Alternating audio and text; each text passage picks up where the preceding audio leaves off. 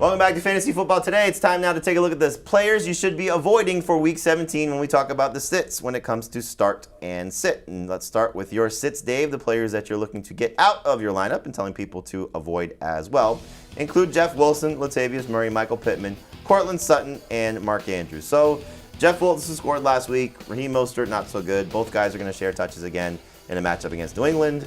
You're saying not so much. No, because they're going to split. Just like you said, they rotated series last week. The only edge that Wilson seemed to have was inside the 10. He did seem to play a little bit more there than Mostert last week, but that just makes him touchdown dependent. The Patriots have given up at least 15 PPR points to a running back in 3 of their past 4 games, but it's mostly been high-volume running backs. James Conner, Josh Jacobs didn't get to 15 PPR points. With those types of running backs, I don't think Wilson's going to get there. I'd rather have Foreman, Pacheco, and Zonovan Knight. All right, so we'll see what happens there in regard to the Dolphins running backs. When it comes to trusting them, I would agree with you, probably best to avoid them. Let's talk about Michael Pittman because last week was a disaster. You think it'll be a disaster once again against the Giants? I think it'll be a little bit better than last week, and that's not really saying much because last week he didn't even have 8 PPR points. So I think if he gets back to that 12 PPR point range, that's fine. You'll use him as a flex, but he's still a non-factor in the red zone. He did have 1 end zone target on a deep ball from Nick Foles. It was nowhere near close to being caught. I don't think he scores. I don't think he gets a crazy amount of volume. I think it's going to be a low-scoring, grinded-out game between the Giants and the Colts. Again, like I said, 12 PPR points, something like that. Heath, when we go to your sits here, we're looking at Aaron Rodgers, Deontay Foreman, Marquise Brown, Zay Jones, and Darren Waller. Understandably, why you're sitting Waller right now, I think we all kind of feel the same way. Want to avoid the Raiders' sort of auxiliary pieces if we can. I don't know if you want to call him that, but it sort of feels that way based on what he's done. But Rodgers, I'm curious about because now that Christian Watson is trending in the right direction, the matchup is so good. What concerns you? Aaron Rodgers. It's him. It's his play. I've made a lot about the fact that he threw it 38 times for 238 yards. That is his highest yardage total since week 9. He has 1 game all season long with more than 255 pass yards. He has 1 game all season long with more than 2 passing touchdowns. The passing production has been awful. He has as many interceptions as touchdowns in his last 2 games. He only has 1 more touchdown interception in his last 4 games. He's just been awful. You disagree?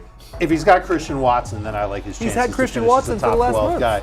He's playing a Vikings defense. Did lose him for the half last week, and he was on his way to a big game. Watson was at least. Watson was on his way to a better game. And this Vikings defense has given up so much in the way of passing generally all season long. The only exception was against the Colts, and the Colts just stink offensively.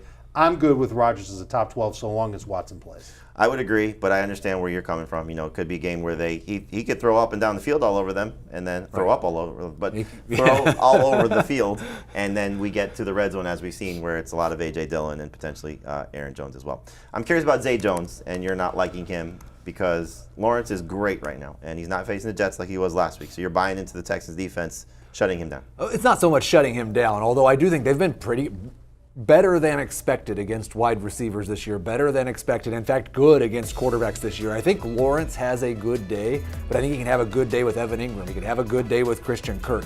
We've seen some really good production from Zay Jones against some really fantastic matchups. He was also good against the Dallas Cowboys, but I am a little bit concerned there's not enough pass volume. When Trevor Lawrence has thrown the ball a lot, Zay Jones has been good. When Trevor Lawrence has been efficient on a few number of pass attempts, we haven't seen near as much from Zay Jones. It's almost exactly what I was going to say. When ETN has a good game or when the run game gets going for Jacksonville, it's just less passing in general, less need to have Zay Jones involved because he's a good alternative to the run game. When they can't get going, and look at the numbers, when ETN struggled, Zay Jones was kicking it. Now it's not the case.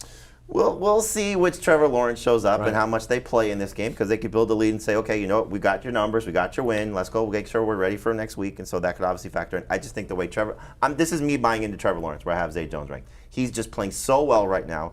No weather concerns. Much easier matchup. I don't care what the numbers say than what he had last week against the Jets. I think Lawrence is going to have another big game, and I think Zay Jones will have another big part of it. The sits for me for this week, you got Geno Smith, Najee Harris, Devin Singletary, Devontae Adams, Deontay Johnson. Adams is more of a sit in 2 receiver leagues. You're still starting with 3 receiver leagues. For Geno Smith, though, I'll change my opinion a little bit. I still would not prefer to start him, but I have him ranked outside my top 15 right now if Tyler Lockett plays. However, you are talking about a Jets defense that's only allowed 1 quarterback since week 3 to go over 20 fantasy points. He did it twice. It was Josh Allen. And Josh Allen was on the way to a miserable game the last time these 2 teams met before Quinnen Williams got hurt. And so I think it's going to be a tough go for Geno Smith. I love the revenge game factor. I love that Pete Carroll was talking about it as well. but Geno Smith outside the top 12 for me. And then in terms of the Steelers, you got Najee Harris and Deontay Johnson on the list. Najee had a touchdown against them in the previous meeting in Week 14. He had a game with 6 catches last week, which was great to see. However, he had been a non-factor in the passing game in the 3 previous games. This is going to be a low-scoring, miserable game between these two teams. And I do think, as we've seen from this Baltimore defense, I know Tyler Algier was good against them last week, but I think Najee Harris is going to struggle. I think it's going to be a down game for him. Deontay Johnson, absolutely horrible when it comes to being with Kenny Pickett. And when I say that, you're basically talking about 11 PPR points or less. And so if that's what your ceiling is, good luck.